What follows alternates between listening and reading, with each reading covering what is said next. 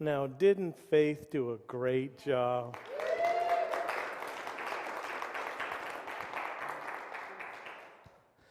It's handy to have someone who sees it from a different perspective to be able to share so that we can, I don't know, it's been there for years, ready to do that, but many people wouldn't have ever known that it was there. So yeah, you can take notes, you can go back to them, and you're going to look ahead and you're going to see, oh, I know where he's going with that, because you just read ahead.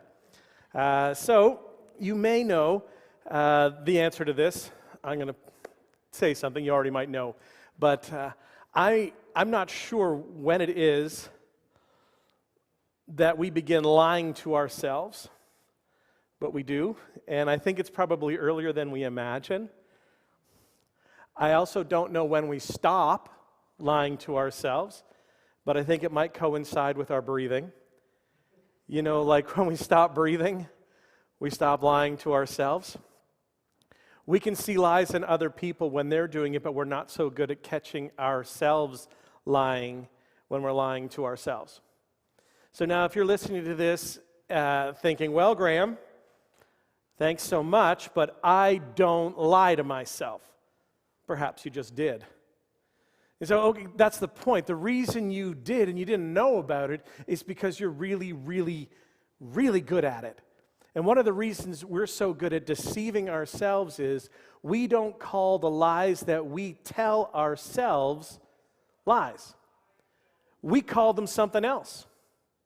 We dignify them. We put some spin on them. We market them. We call them reasons. And we have reasons which is reasonable, and we want to be reasonable because we don't want to be unreasonable, and so we need reasons. We come up with reasons. So the reason that I was late to work, it was traffic. It was traffic. Sure. Now, I did hit snooze around 5 times, and, well, I did lie around a little bit, and I did go down a little bit of an Instagram rabbit hole, and then I looked up and I went, oh my goodness, what happened to the time? But really, the reason that I'm late is traffic, and I'm just going to stick with traffic because traffic is reasonable. And then I get to work late, and I say, yeah, oh, that's school traffic, right? The schools just got back in, and I forgot. And they're like, no, it's the middle of January. And I go, I know, but no, in my area, I think the schools are different. Snow. There was snow there. I mean, not here, but there. Snow, traffic. Snow and traffic.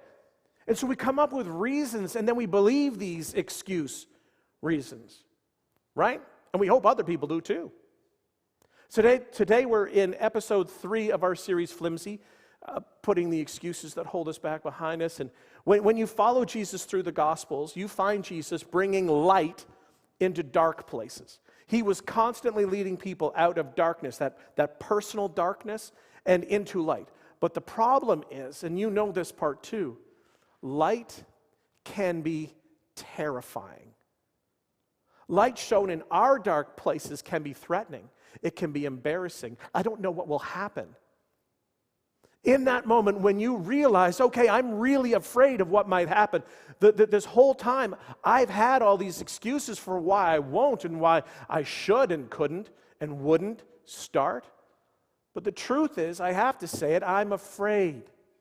The truth is, I'm terrified of what I might feel if I choose to move through and move past the excuses that I've been giving for years. Light can be terrifying, but light can be liberating. Just ask your AA or your NA friends. Lies will always hold you back. They hold us back because they leave us in the dark.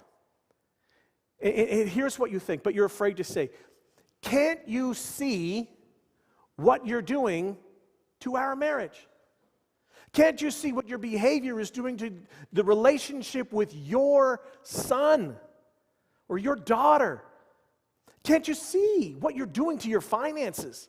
Can't you see what you're doing to your academic career? Can't you see what you're doing to your reputation? But they just can't see it. It's like they're wandering around in the darkness.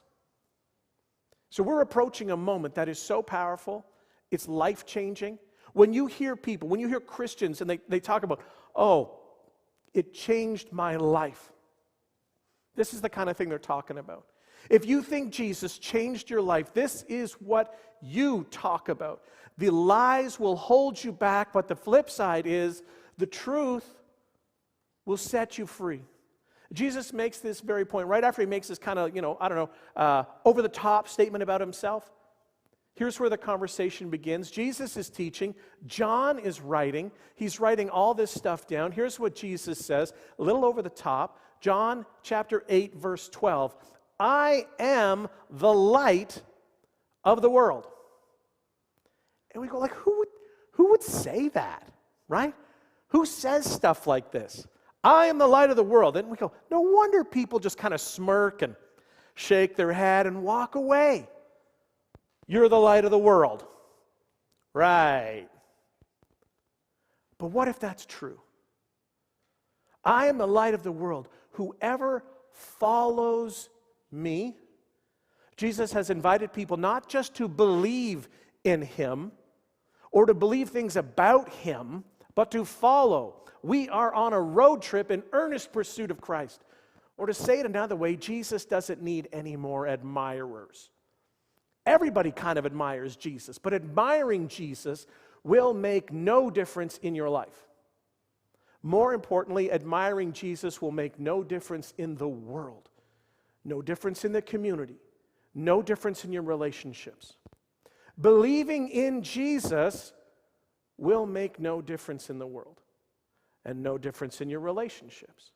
Believing things about Jesus, even if it has been for a long time, will not make a difference. And he's so direct, he says this, I want you to follow me.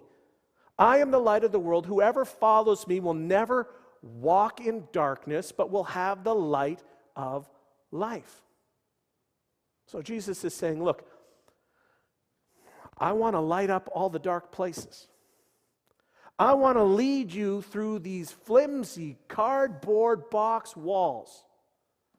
And I want to expose the things that are keeping you back from fully engaging, breaking off your relationships. You're pulling back. Fully engaging with your potential, fully engaging and overcoming your fears, overcoming your insecurities. But for that to happen, it is not enough to sing songs about me. It's not enough to admire me. It's not enough to believe in me. It's not enough to sit in church, even if it has been year after year. It is not enough in some intangible, conceptual way to say, I trust you. He says, you have got to follow me because I'm taking you somewhere. And it was the men and women who followed Jesus who began to turn the world upside down.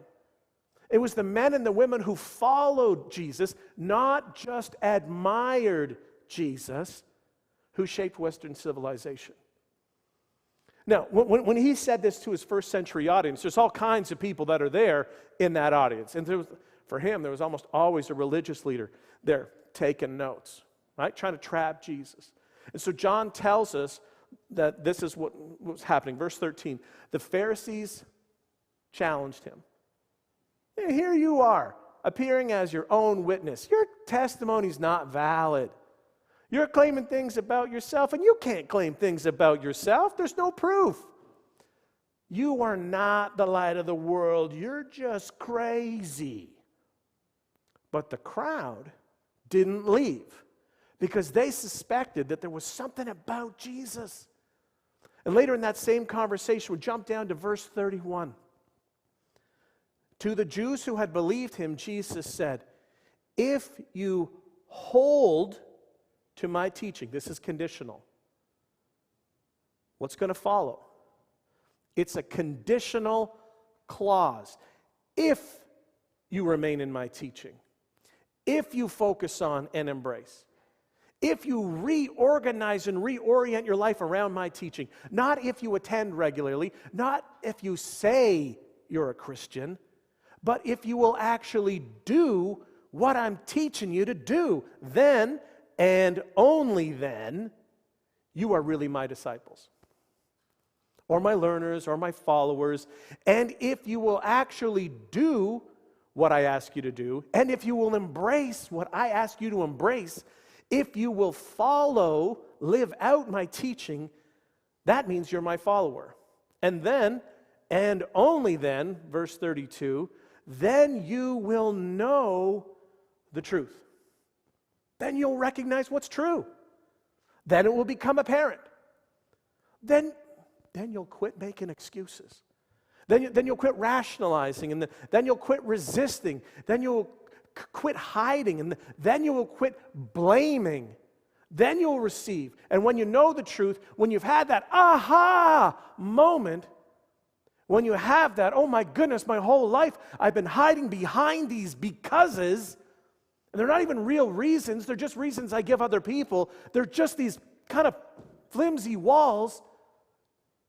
He says, in that moment, if you'll follow me, you become my disciple, and you're going to know the truth, and the truth will set you free. It will set you free to, I mean, are you ready for this? To see yourself the way that God sees you. To see your potential the way God sees your potential. To see your family the way that God sees your family. To see God the way that God really is. Blessed are the pure in heart. Jesus said that in the Sermon on the Mount. Blessed are the pure in heart. That is the people that have gotten rid of the darkness, gotten rid of all the deceit. Blessed are the pure in heart, for they shall see God. And Jesus says, I'm the light of the world. And I'm not in some just big kind of intangible theory kind of way. I want to be the light of your world. This is why we know it was personal. You said, because I'm the light of the world, but the only people who benefit are those who are able to take advantage of my light. And they're not the people who heard me speak or the people who admire me. It's the people that made the decision to follow me. And if you follow and continue to follow me, you will discover the truth, and the truth will set you free, and you will begin to see your flimsy cardboard box walls for exactly what they are. And do you know how his audience responds to this amazing gift of a statement? We would fit right in, because they began making excuses. It's unbelievable. So here's what the Pharisees and the teachers of the law say, because they're trying to make sure that the people who are listening don't follow Jesus. Verse 33, they answered him, what? Be free? You're going to set us free. We are Abraham's descendants, dude, and have never been slaves of anyone. How can you say that we shall be set free? You can't set us free.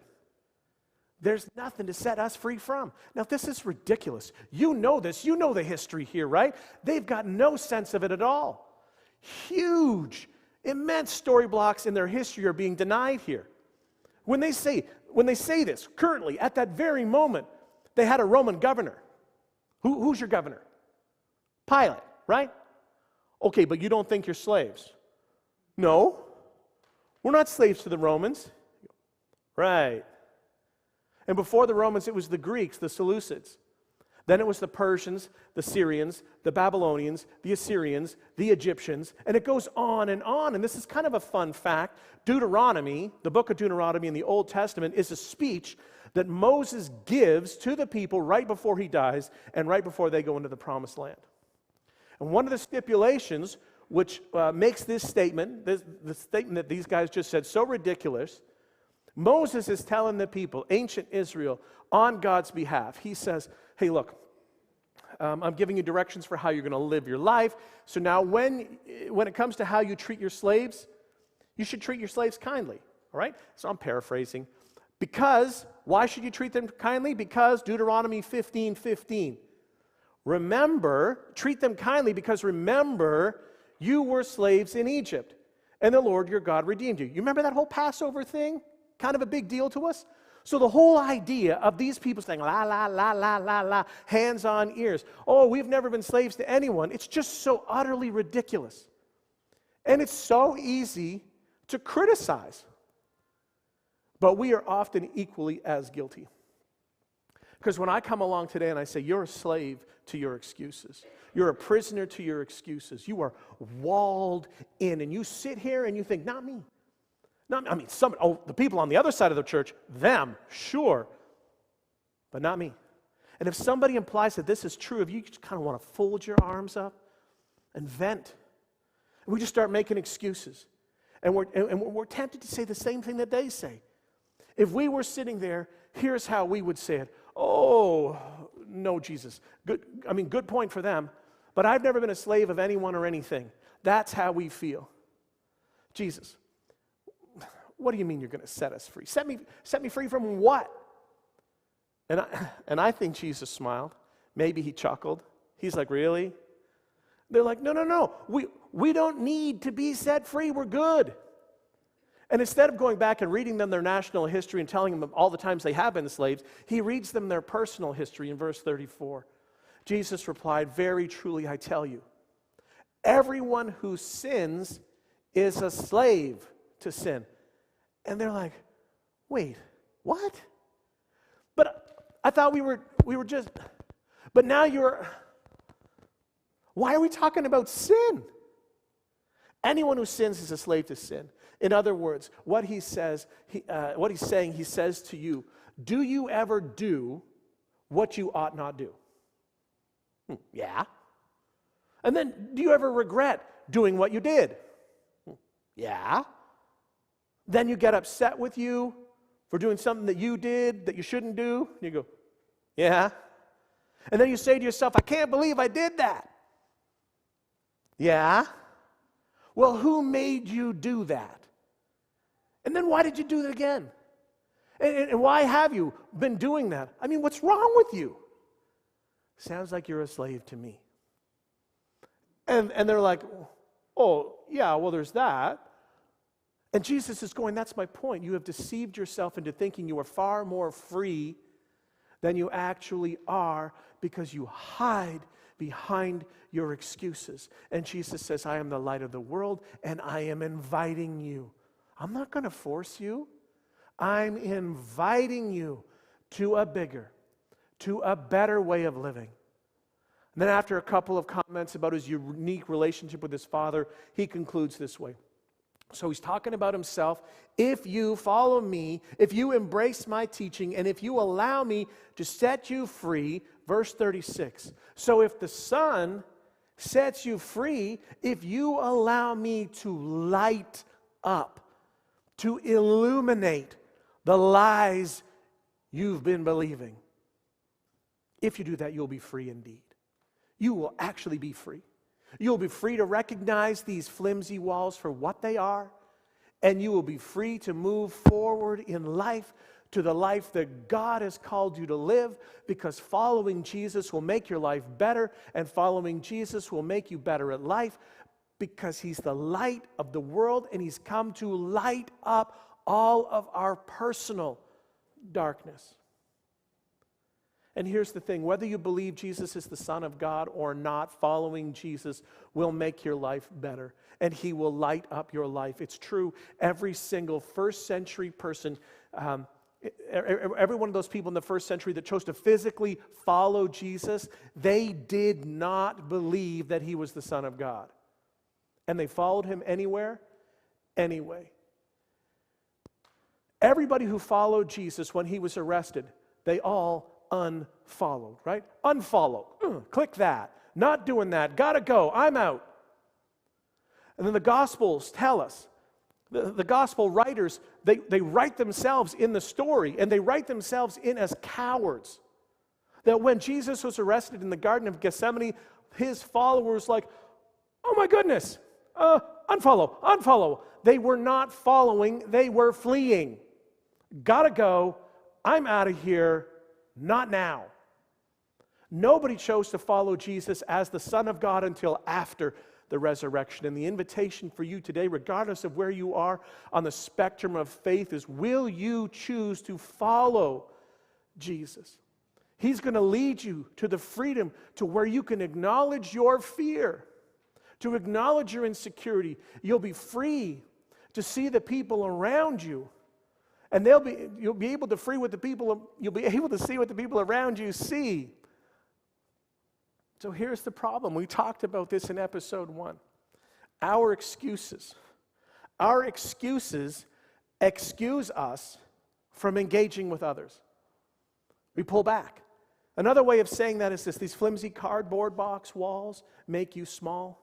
They pull you away from people. You can't tell the truth anymore. Walls give you excuses. They excuse you from loving other people as well. Got to pull back. So let me prove this to you again. We'll just turn it around and we're going to look at it from a different perspective. This is important, okay? Isn't it true that the people who hurt you, isn't it true that the person who mistreated you, isn't it true that the person who lied to you, who left you, who abandoned you, isn't it true that the person that stole your idea, isn't it true that the person that stole that opportunity, isn't it true that every single person who has ever hurt you or mistreated you, isn't it true that every single one of them had a reason for what they did? Yeah, every single one of them manufactured an excuse for what they did. Every single one of them. None of them said, I have no idea why I treated you that way. No, they all had a reason. And they couldn't see it. They couldn't see the flimsy box walls, and that resulted in you being mistreated. And one of the most frustrating things in your life, perhaps you've had to carry it the whole time, is that they never saw it. So they never apologized, and they never owned it. And the reason they never owned it, and the reason they never came clean with you, is they really, genuinely can't see it. Because they've created this box wall, and they've lived behind it. And they're used to it. And they've defended the way that they mistreated you, or they mistreated your husband, or they mistreated your wife, or one of your children. So here's the question we got to ask for you. Do you want to be like that? Do you want there to be people in the world who have been hurt, so hurt by you, because you just can't see? And this is why it's such a big deal for everyone, but it's a really big deal. It's a really, really big deal for anyone who claims that they're a Jesus follower. They claim Jesus as their Savior, because we may unintentionally hurt people because of our empty box walls. These flimsy walls, they make you small, and they make you self-centered, and they make you preoccupied with what's yours and what's owed to you, and your power over them, and your sense of control, how you feel. And they enslave us to our self-centeredness. You don't want anybody else to pay because you're unwilling to see. Here's something that should scare you into activity. If you can't see, if you refuse to see that you're wrong, you'll be wrong your entire life. Why can't he see? If only he could see. If only she could see. Which means you could excuse your whole life away. You could excuse that bad habit, your family, your peace away. You can excuse your faith away. And you can stay in church. You can stay believing in Jesus, but not following him. Exchanging the truth of God for a lie. Having a form of godliness, but denying its power. But there's a better way, Jesus said. I'm the better way. I am the way. I am the truth, and that's why I am the life. And in the first century, Christians were called the way, because Jesus invites us out of darkness and into light. I am the light of the world. He said, whoever follows me, gets up every day and says, yes, where are we going today? What are we doing? What are we going to go and change? Who do I need to call? Who do I need to forgive? Who do I need to contact? I'm the light of the world. Whoever follows me will never walk in darkness, but will have the light of life. You know what this looks like? It looks like this. I see what's wrong with him. Oh, I can see it. But I'm going to begin by looking in the mirror to see what's wrong with me. I see the speck in her eye. Oh, boy, do I see it. I wonder if there's a log in mine. And I'm going to ask Jesus to expose what needs to change in me. I'm going to begin with me. I'm not going to hide behind, but look what she did. Did you hear what they said? So I'm excused from any kind of character requirement. I'm excused from being like Jesus in this situation because of them. Because of them, I no longer need to follow and display the appearance and the aroma of Jesus. And Jesus says, follow me. We are going through. You know what that looks like? It looks like forgive. And you've got 1,000 reasons not to forgive. You've got 1,000 reasons to hang on to your anger. And Jesus says, come on, we're going through. You're not going to sit back here and suffer because of the bitterness that eats you up inside. Follow me, we're going through. As I forgave you, you forgive them. Let's go. I'm not going to call him. Oh, yes, you are. I know it was his fault. I know, but you're going to initiate reconciliation. You go, no, I'm not. Oh, yes, you are. Follow me. Because, see, I'm the Savior who came into the world, a sin-filled world, to initiate reconciliation with a rebel race.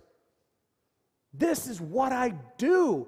And if you're going to follow me, then we are going to initiate reconciliation even though it was their fault.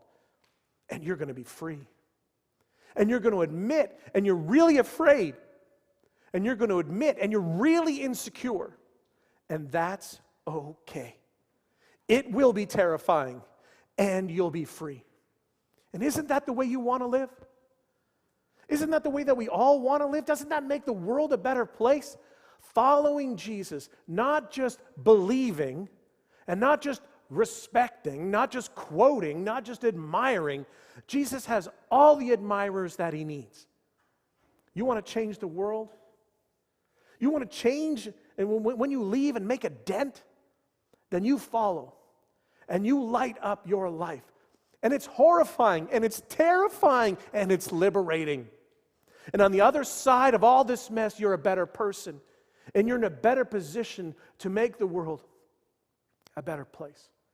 And you will be following Jesus. Jesus extended this invitation to all kinds of people. It's the starting place. If you hold to my teaching, then you really are my disciple. But you're going to know the truth, whether you like it or not. I'm taking you there, and it'll be terrifying. It'll be uncomfortable, and you'll have to have some conversations that you never imagined having, that you don't want to have. And on the other side of them, you will be free. Now, if all that just sounds like a whole lot of preacher talk, I get it. And you are not alone. When Jesus wrapped up this whole conversation, his audience began picking up stones to stone him. Because we get used to this, don't we? Because I don't want to forgive, and I don't want to focus. I don't want to not focus on what's on my neighbor's eye. I want to focus on them. I want to focus on what's in her eye and in her eye. And I don't want to love them, but I don't want to have to serve them. You know what? Here's the idea. We'll just stone the light of the world so that I can remain safe, comfortable, and in the dark. 59, at this point they picked up stones to stone him. But Jesus hid himself, slipping away from the temple grounds. And he slipped away, only to return another day to give his life away, because he's the light and the life of the world. I don't know when we begin lying to ourselves, but we all do it. Jesus invites you, he invites all of us to leave our fact-free excuses behind and to face up to and embrace the terrifying but liberating truth about ourselves, our interior lives, our attitudes, our fears, our insecurities, our past. And he says, if you allow me to set you free, you will be free indeed. And we're going to pick that up again on Friday, February the 9th when we conclude Flimsy. Kind Father, thank you. Thanks for the privilege of just talking about these things freely. Thanks for the reminder for some of us. It just reminds us of a season of our life when we were so walled in and you set us free. And every time we see these words, we sing stuff like this in a song, it's emotional for us because we remember what it was like before. So, Father, for the men or the women who are sitting here wrestling with, I don't know, maybe,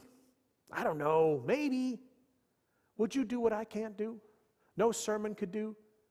Would you just open the eyes of their heart and give them the courage to say, I want to follow. I will follow regardless of what it means, regardless of what I'm afraid of. I want to follow. And Father, would you raise up around us and in our midst, in our nation, not fewer admirers, but more followers of Jesus, the light of the world. We pray all of that, all of this in Jesus' name. Amen.